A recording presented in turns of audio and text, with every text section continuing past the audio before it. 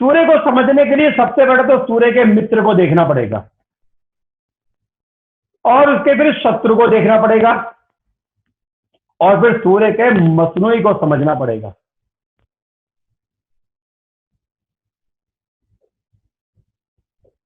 सूर्य के मित्र बृहस्पति, चंद्र, मंगल। सूर्य के दुश्मन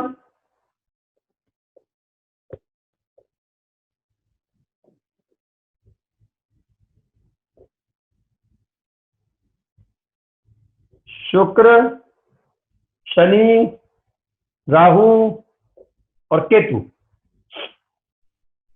बुध सूर्य के साथ चुप रहता है। बुध सूर्य के साथ चुप, दुश्मन नहीं है, यह भी मित्र की कैटेगरी में आता है।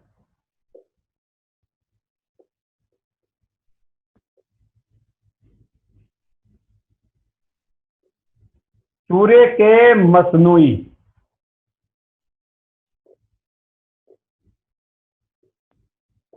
बुध प्लस शुक्र।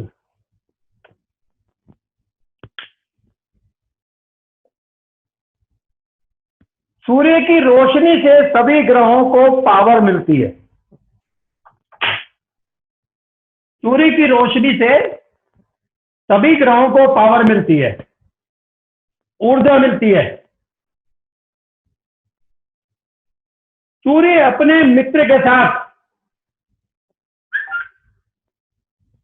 दिग्बली हो जाता है। दिग्बली का मतलब है उसकी पावर में 4 चांद लग जाते हैं। और सूर्य दुश्मन के साथ अगर होता है तो दुश्मन ग्रह की हालत ज्यादा खराब हो जाती है और यहां पर अधिकतर कुर्बानी का बकरा मारा जाता है। सूर्य को हम सबसे पहले खाना नंबर 1 से समझते हैं, बाद में युतियां दुश्मन की, दोस्त की, सब आएंगी। खाना नंबर 1, सूर्य के मित्र का घर।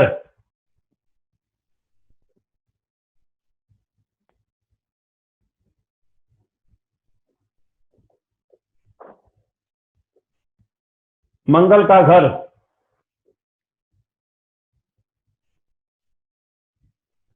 सूर्य यहां उच्च का।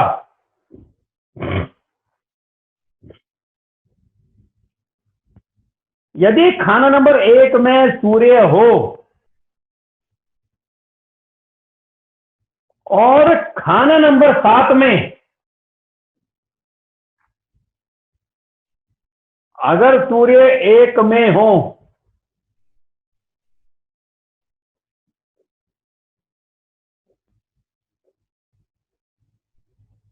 खाना नंबर 7 में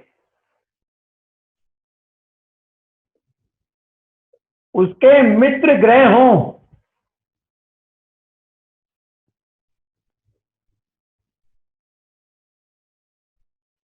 चंद्रमा, मंगल या बृहस्पति या बुध,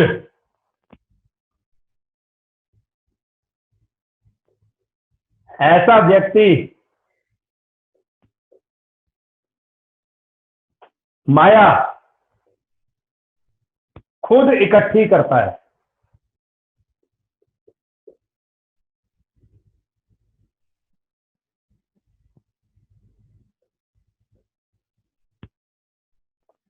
ऐसे व्यक्ति के सर पर पैसा कभी चढ़कर नहीं बोलता।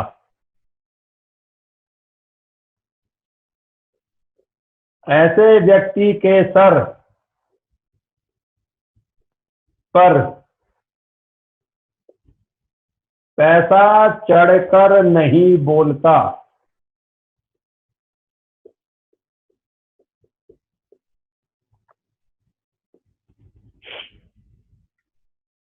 ऐसे व्यक्ति पैसे को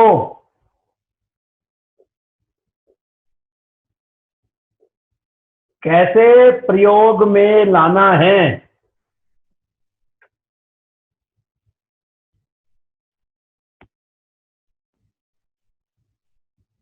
भली भांति जानते हैं।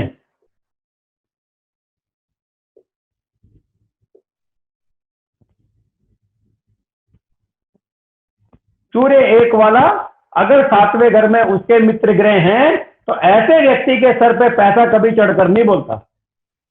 और सूर्य एक वाला सातवें घर में अगर मित्र ग्रह हैं तो ये पैसे को कहां इस्तेमाल करना है, कैसे इस्तेमाल करना है, कहां पर एफडी करनी है, कहां पर सेविंग करनी है, कहां पर इन्वेस्टमेंट करना है, ये भली भांति इनकी प्लानिंग होती है।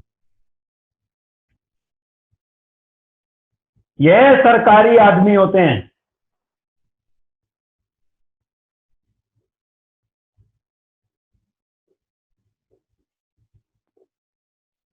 सरकार से संबंधित काम।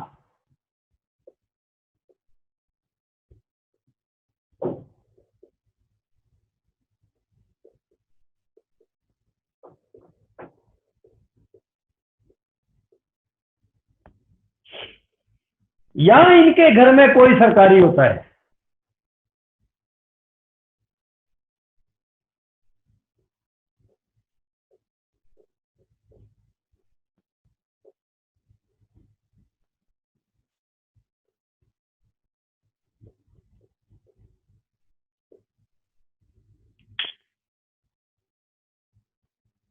चलो अब आगे चलते हैं। अब आगे तो कहता है कि सूर्य एक के समय अगर उसके मित्र ग्रह सातवें घर में हो तो वो सरकारी आदमी है और उसके घर में कोई सरकारी है और पैसे की मैनेजमेंट आती है।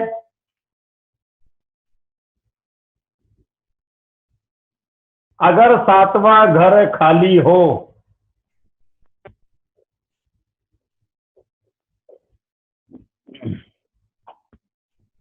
तो सूर्य का फल मंदा होगा। अब सरकार से कोई फायदा नहीं होगा।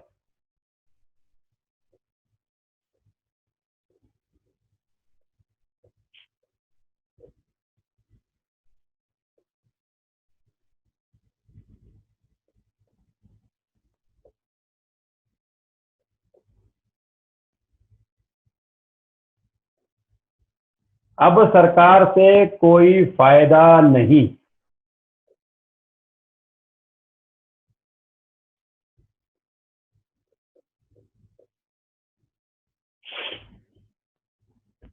तख्त पे बैठने का भी कोई फायदा नहीं।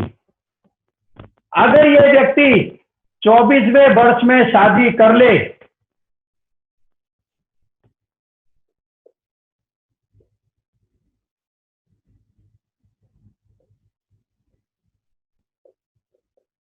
24वें वर्ष से पहले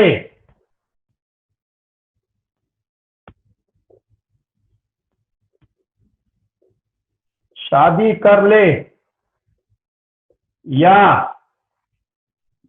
सरकारी नौकरी लग जाए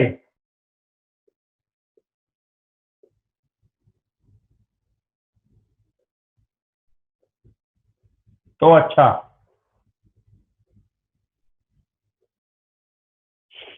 सूर्य सो रहा है, वैसे तो अपने उच्च का है, अपने घर का नहीं है, लेकिन सूर्य एक में है, सातवां घर खाली है तो सातवां घर सो रहा है और सूर्य भी सो रहा है।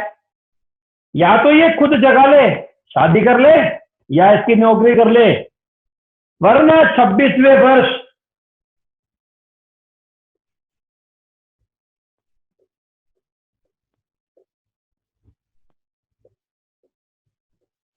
नुकसान उठाना पड़ेगा।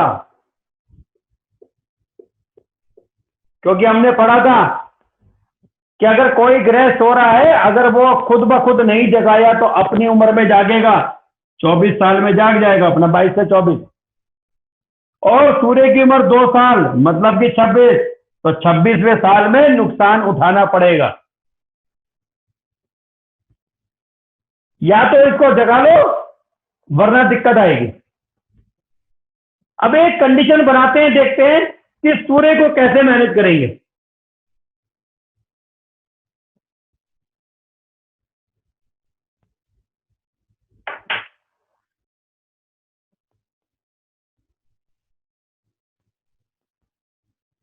एक कुंडली बनाते हैं जी।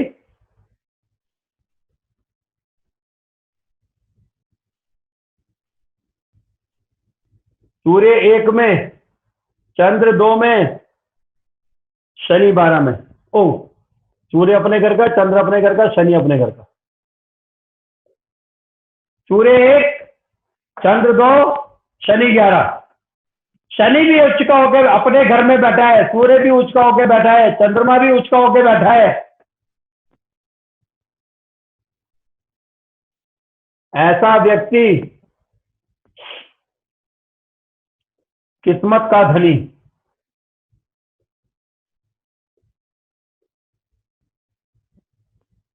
पैसा बहुत होगा।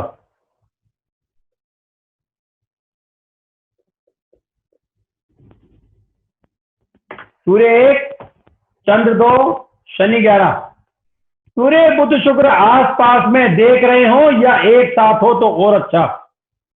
अब सूर्य 1 के समय या तो शुक्र बुध यहां पे आएंगे 12 में, या 2 में जाएंगे, या 3 में जाएंगे, या 11 में जाएंगे। अगर बुध शुक्र साथ में बैठे हो तो बहुत अच्छा।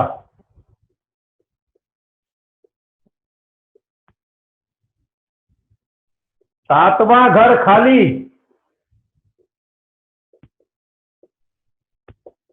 मंगल की मदद से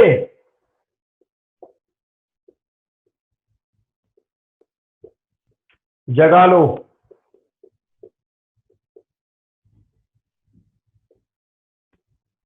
मिट्टी के बर्तन में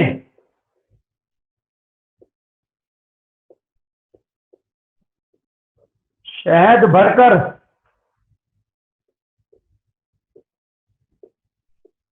ढक्कन लगाकर जमीन में दबाएं।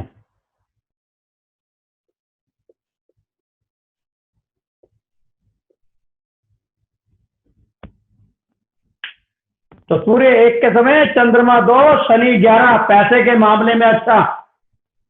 और क्या कर सकते हैं जी? अगर आपके भाई का सूर्य 1 में है तो नॉर्थ वेस्ट में चंद्रमा को कायम करो और वेस्ट डायरेक्शन में अंधेरी कोठरी कायम करो। मतलब कि शनि को कायम करो। और सातवां घर खाली है तो मिट्टी के बर्तन में शहद वाला उपाय करें तो पैसों के मामले में अच्छा और किस्मत के मामले में भी अच्छा। एक कुंडली और बनाते हैं जी। सूर्य 1 में, शनि खाना नंबर 7 में।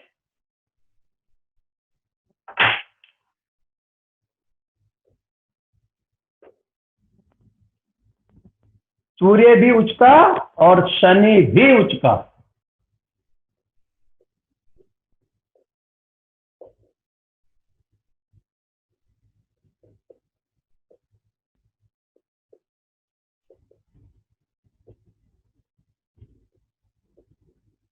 वैसे तो सूर्य शनि का झगड़ा होता है, मगर लेकिन अब दोनों ग्रह जब उच्च के होते हैं तो उच्च नीच के ग्रह, उच्च के ग्रह कभी भी आपस में झगड़ा नहीं करते।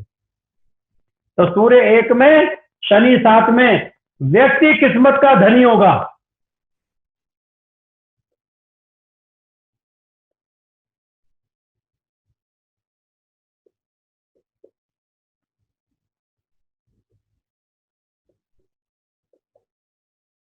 पैसा बहुत होगा।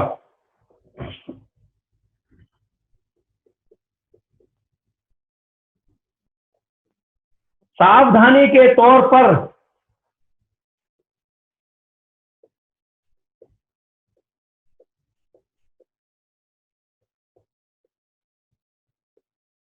दिन में संभोग ना करे।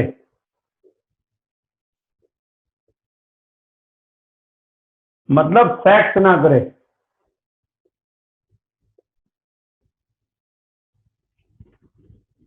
जीवन भर गुड़ ना खाए।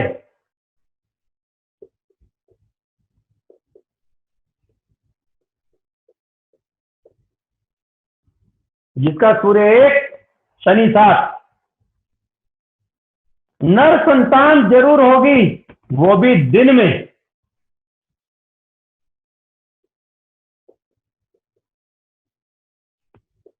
सर भाई के बेटा है? हाँ जी है। कब पैदा हुआ वो? दिन में हुआ दादा। वो भी दिन के समय।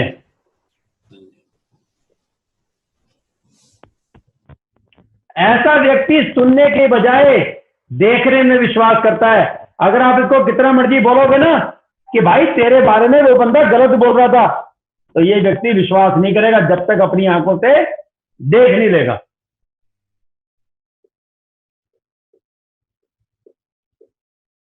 ऐसा व्यक्ति सुनने की बजाय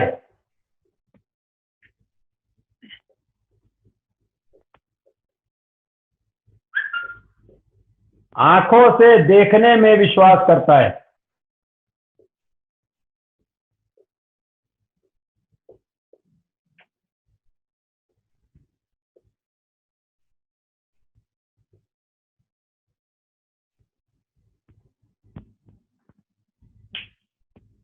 अगली कंडीशन लेते हैं।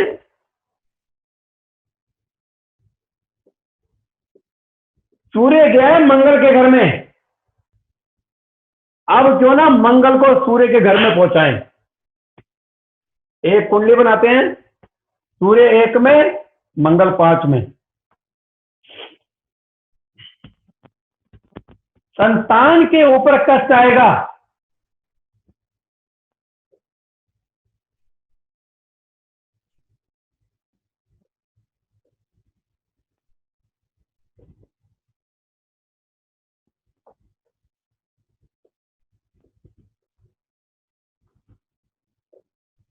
हो सकता है कोई गर्भपात भी हो।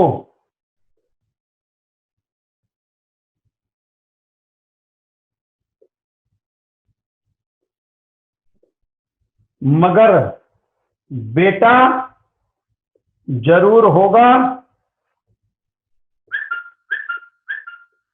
चाहे देरी से हो।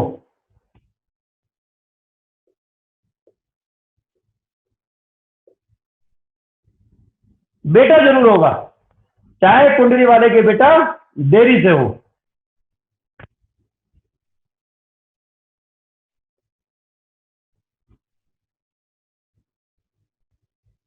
एक कंडीशन लेते हैं, सूर्य 1 के समय 8वें घर में शुक्र।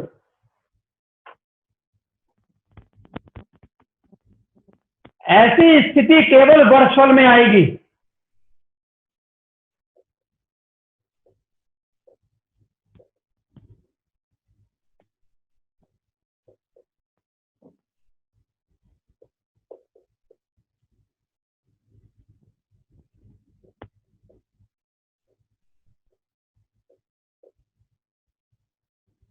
ऐसी स्थिति केवल वर्षफल में आएगी, क्योंकि जन्म कुंडली में सूर्य से दूर इतनी शुक्र नहीं जा सकता।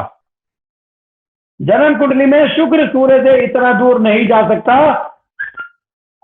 जब भी सूर्य 1 में, शुक्र 8 में आए, उस साल रात का खाना बनाने के बाद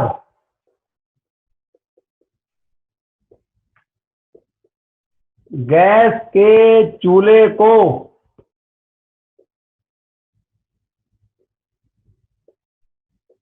दूध या पानी की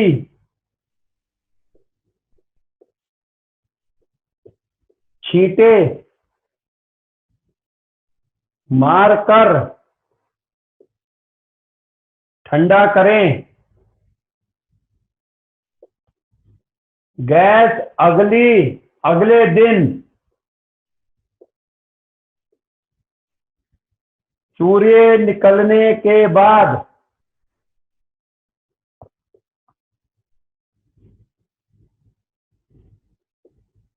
ही जलाएं,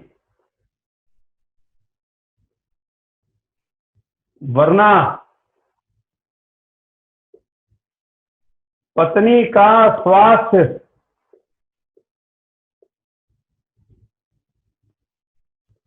खराब रहेगा। कभी कभी क्या होता है, किसी की कुंडली में शुक्र 8वें घर में बैठा होता है और उस व्यक्ति के घर में सूरज जैसे ही निकलता है सीधी रोशनी घर में आती है और वो ईस्ट डायरेक्शन में उसके घर का फेस है और सीधा रोशनी उसके घर में आ रही है और उस आदमी की कुंडली में शुक्र 8 में बैठा है और हम केवल शुक्र 8 को देखकर बात कर रहे हैं, शुक्र 8 का उपाय करा रहे हैं, लेकिन हम ये भूल गए कि उसके घर के अंदर रोशनी सूर्य की ईस्ट डायरेक्शन से उसके घर में सबसे पहले पड़ती है और वो डॉक्टर के चक्कर काटे जा रहा है, काटे जा रहा है, काटे जा रहा है, पत्नी का इलाज नहीं हो पा रहा और वो परेशान कि पत्नी को हो क्या गया। उपाय यही करना है। इसलिए जैन धर्म में शाम को एक बार खाना बन जाता है, क्योंकि वो शाम को पानी भी नहीं पीते, चाय भी नहीं पीते, वो गैस को बंद कर देते हैं और अगले दिन जब सूरज निकल जाता है उसके बाद ही गैस जलती है। तो ये कंडीशन हमें शुक्र 8 के समय ये भी जरूर ध्यान रखना पड़ेगा किसी की कुंडली देखते समय कि उसके घर के अंदर ईस्ट डायरेक्शन से रोशनी तो नहीं आती। पता लगा हम कुंडली लेके जा रहे हैं और प्लैनेटरी पोजीशन घर के अंदर कुछ और बन रहे हैं।